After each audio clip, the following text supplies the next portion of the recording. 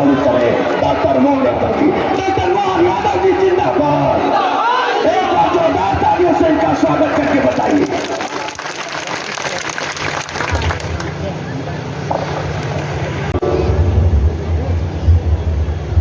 हम सबके लिए आपके अपने लोकप्रिय सांसद, पूर्व मंत्री, हमारे बहुत वरिष्ठ नेता, और जब भी बोलने में कोई कानूनी मामला बड़ा आ जाए तो हम पूरे देश में एक ही व्यक्ति को याद करते हैं, वो हैं श्रीमान रविशंकर प्रसाद जी। जोरदार ताली बजा करके उनका अभिनंदन करें। सारे उलझे सुलझे मसलों का उत्तर केवल एक, हमारे पास माननीय रविशंकर प्रसाद जी। और खास करके जैसे उन्होंने कहा कि कश्मीर के मसले का कितना बड़ा मामला था, जिस पर मैं विस्तार से थोड़ी देर बाद बताऊंगा। माननीय रविशंकर जी ने अपनी इस पटना साहिब लोकसभा को गौरवान्वित किया। यह हमारा सौभाग्य है, हमारा सबका भाग्य। गानी और वो राज्य बिहार, बोले वृंदावन बिहारी लाल की। कितना आनंद आ जाता है भगवान कृष्ण के नाम पर जिस राज्य का नाम हो और वहां ये होंकार नहीं लगे, वहां ये आनंद नहीं आए तो कैसे काम चले। अपने आप के लिए बोलो गोपाल कृष्ण भगवान की। यहाँ का आनंद, यहाँ की खुशबू, यहाँ की आबो हवा कदम कदम पर एहसास कराती है इस देश में कोई जीवंत प्रदेश है ना है। लेकिन ये गारंटी से कह सकता हूं, जिसने बिहार में आके आनंद नहीं लिया उसकी जिंदगी बेकार है, उसकी जिंदगी अधूरी। मुझे इस बात का और आनंद है, बिहार कई कारणों से पूरे देश से एक विशेष स्थान रखता है। उज्जैन में जब सम्राट अशोक कुमार थे तो सम्राट बनने के लिए पाटलिपुत्र आए, तो ये उस समय का भी एक महत्व का केंद्र रहा है। 5000 साल पहले भगवान कृष्ण की शिक्षा स्थली उज्जैन थी, लेकिन 2500 साल से ज्यादा पुराना स्थान, शिक्षा का केंद्र। यहाँ का नालंदा, यहाँ का तक्षशिला, यहाँ की विक्रमजीत शिला, एक के बाद एक ज्ञान, वैराग्य, शासन, प्रशासन और पूरे देश के अंदर जहां बिहार की क्षमता, योग्यता, प्रतिभा, सबसे ज्यादा IAS अधिकारी कैसे निकलते हैं तो बिहार से निकलते हैं। मुझे इस बात की भी प्रसन्नता, बिहार के लोग अपनी प्रतिभा से जहां जाए वहां झंडे गाड़ते हैं, वो आनंद में डुबाते हैं। मुझे इस बात का आनंद है। आज यहाँ पर ये चुनाव की बेला में हम लोग बैठे हैं, गठबंधन वालों की बात भी करेंगे। मुझे इस बात की प्रसन्नता है कि ये जो वर्तमान का समय है, जो मोदी जी के बारे में कहा जाता है कि सबका साथ सबका विकास, माननीय रविशंकर जी ने कहा है, बोलने के लिए नहीं है, करके दिखाने के लिए। एक तरफ आप सब देखेंगे कि देश के अंदर वोट मांगने वाले वोट मिलेंगे। सरकार 600 से ज्यादा रियासतें थी, लेकिन देश की आजादी के लिए चंद्रशेखर आजाद, भगत सिंह, सभी क्रांतिकारियों ने, सभी स्वतंत्रता सेनानियों ने देश की आजादी का संकल्प किया कि हमारा लोकतंत्र होना चाहिए, देश आजाद होना चाहिए। और देश आजाद होकर के जनता का तंत्र, जनता के द्वारा और जनता के हित में लेने वाली सरकार बने।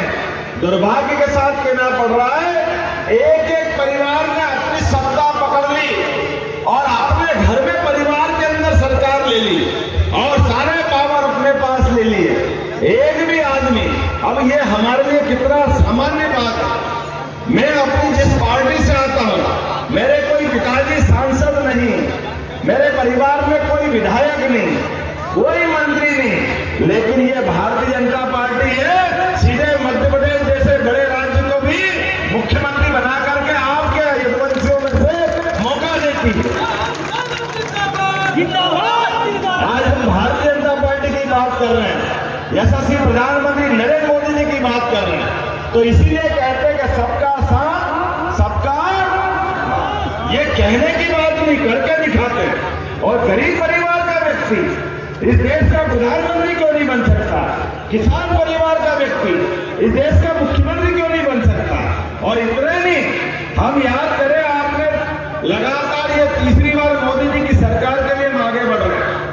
भारतीय जनता पार्टी को 1900 जो माननीय स्वर्गीय अटल बिहारी वाजपेयी जी को याद कर रहे हैं, यह प्रधानमंत्री सड़क गांव से गांव जोड़ने की पहली बार अगर मौका किसी ने दिया तो यशस्वी प्रधानमंत्री अटल बिहारी वाजपेयी के लिए जोरदार ताली बजा करके उनका स्मरण करें।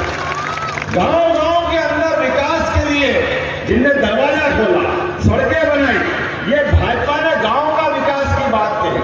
मुझे इस बात का आनंद है कि आज जब मैं दोबारा चुनाव की बात करूंगा तो 2014 में भी पहली बार देश के अंदर माननीय प्रधानमंत्री के रूप में माननीय नरेंद्र मोदी जी का नाम सबके आगे आया।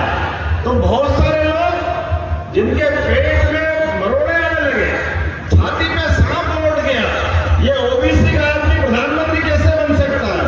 गरीब चाय वाले परिवार का आदमी प्रधानमंत्री के सरकार के लिए उनके लिए बोला गया, क्या क्या नहीं बोला गया। मैं तो जनता जनार्दन को धन्यवाद देना चाहूंगा जिनने मोदी जी पे भरोसा किया और प्रचंड बहुमत के साथ आजादी के बाद गैर कांग्रेसी एक सरकार बनी, उनका नाम नरेंद्र मोदी, पूर्ण बहुमत की सरकार 2014 में बने।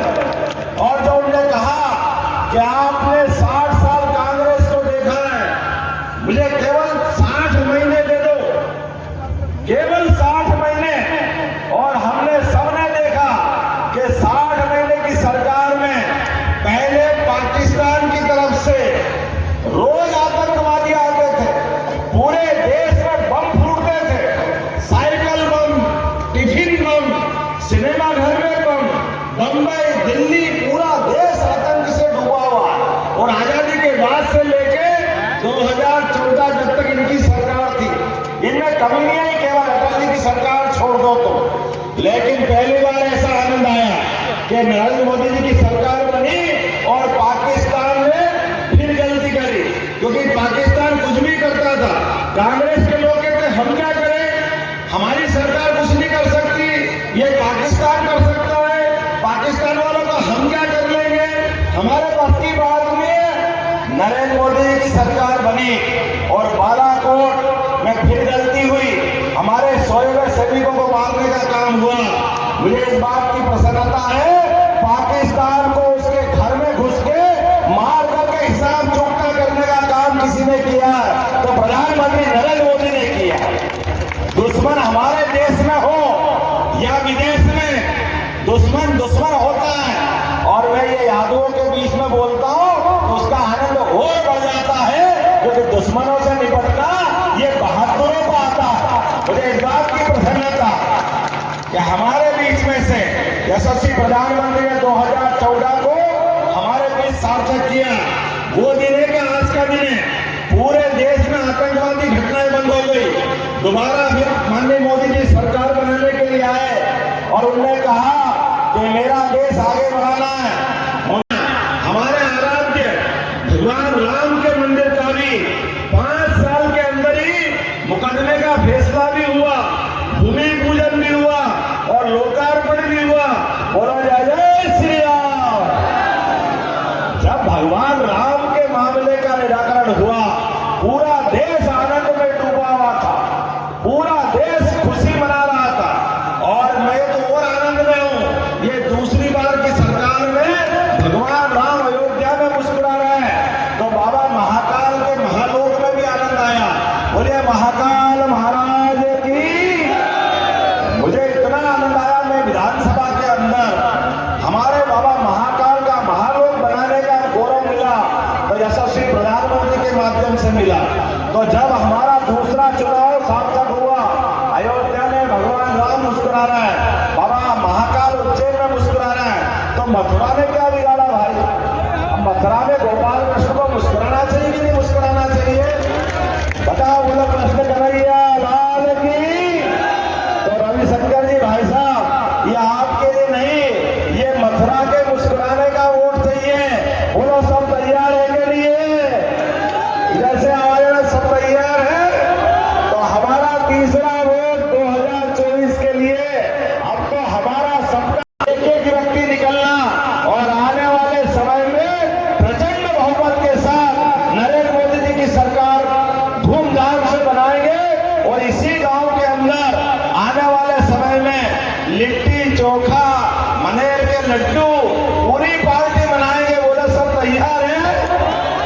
हम सब संकल्प करें, दोनों हाथ ऊपर कर लें, मुट्ठी बांधे, एक एक वोट जब तक भाजपा के पक्ष में नहीं पहुंच जाए तब तक शांति से नहीं बैठेंगे।